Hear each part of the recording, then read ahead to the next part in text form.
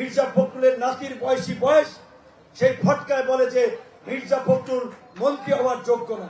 আওয়ামী লীগের সময় রাজনীতি করতে বুকের পাটার প্রয়োজন হতো। এই অন্তর্বর্তীকালীন সরকারও নাবালক শিশুদের দিয়ে একটি রাজনৈতিক দল তৈরি করে এই 5ই আগস্টে এই দেশের আপামর জনসাধারণকে পরিবর্তনের লক্ষ্যে নতুন বাংলাদেশ বিনির্মাণ ঐক্যবদ্ধ হয়েছিল, সেই ঐক্যকে ধূলিসাৎ করেছে, নষ্ট করেছে।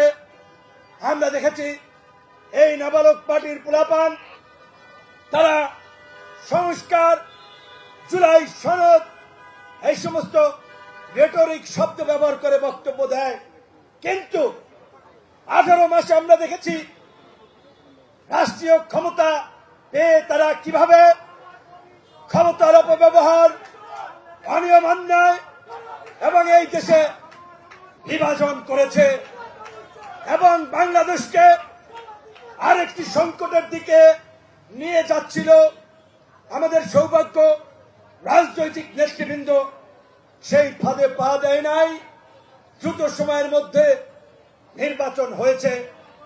আজকে গণ অধিকার পরিষদ এবং আমাদেরকে সোশ্যাল মিডিয়ায় এই জামাত শিবিরের বট বাহিনী, জামাত শিবির এবং এই নাবালক পার্টির পোলাপান বাজে ভাষায়, অশ্লীল ভাষায় কথা বলছে, সমালোচনা করছে। আমরা মনে করি এর মধ্য দিয়ে তারা সমাজে উগ্রতা, অসহিষ্ণুতাকে প্রমোট করছে। আজকে এই স্বাধীন বাংলাদেশ যাদের কারণে পেয়েছি, সেই সমস্ত মুক্তিযোদ্ধাদেরকে কারা সমালোচনা করে, মুক্তিযোদ্ধাদেরকে কারা ছোট করে, হেয় করে, ওই মুক্তিযুদ্ধের বিরোধী শক্তি, ওই রাজাকার আল বদর আল শামস এবং জামাত ইসলাম হচ্ছে তাদের প্রেতাত্মা, তাদের অনুসারী।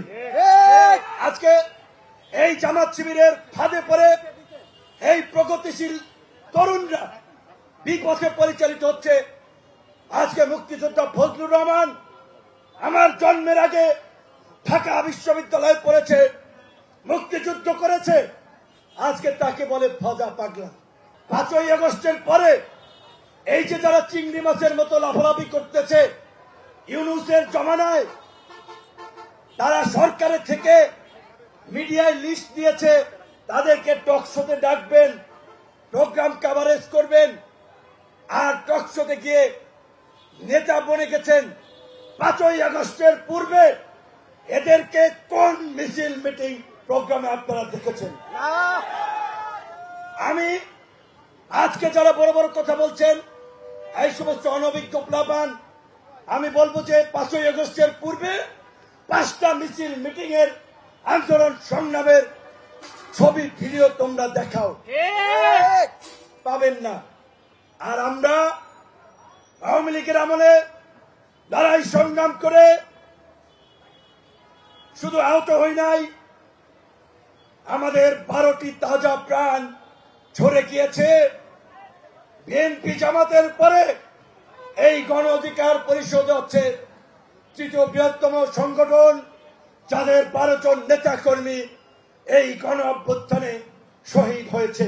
আওয়ামী লীগের সময় রাজনীতি করতে বুকের পাটার প্রয়োজন হতো, এখন পাটার প্রয়োজন নাই, কারণ এখন আর মিছিল, মিটিং করলে তারেক রহমানের সরকার, প্রশাসন কাউকে গুম করে না, কাউকে মিথ্যা মামলা দিয়ে হয়রানি করছে না, প্রোগ্রামে বাধা দিচ্ছে না। কাজেই মুক্ত পরিবেশে যা ইচ্ছা তাই বলছেন। আজকে মির্জা ফখরুলের নাতির বয়সী বয়স, সেই ফটকায় বলে যে মির্জা ফখরুল মন্ত্রী হওয়ার যোগ্য না। আজকে তারেক রহমানের অনুপস্থিতিতে এই মির্জা ফখরুলের নেতৃত্বেই এই 42টি রাজনৈতিক দল যুগপৎ আন্দোলন করেছে এবং আমার বিশ্বাস বাংলাদেশের রাজনীতিতে মির্জা ফখরুল একজন স্বচ্ছ ইমেজের মানুষ। মির্জা ফখরুলকে নিয়ে তার শত্রুরাও সমালোচনা করে না। আর কোথাকার কোন ফটকা 2 দিনে মাইক পাইয়া আজকে যা ইচ্ছা তাই বলে। তারেক রহমান প্রধানমন্ত্রী, অবশ্যই প্রধানমন্ত্রীকে নিয়েও এই দেশের নাগরিকরা সমালোচনা করার অধিকার রাখে। প্রধানমন্ত্রীর যদি ভুল হয় আপনারা বলবেন, কিন্তু সেইটার তো একটা শালীন মার্জিত ভাষা আছে, একটা রুচিশীল ভাষা আছে।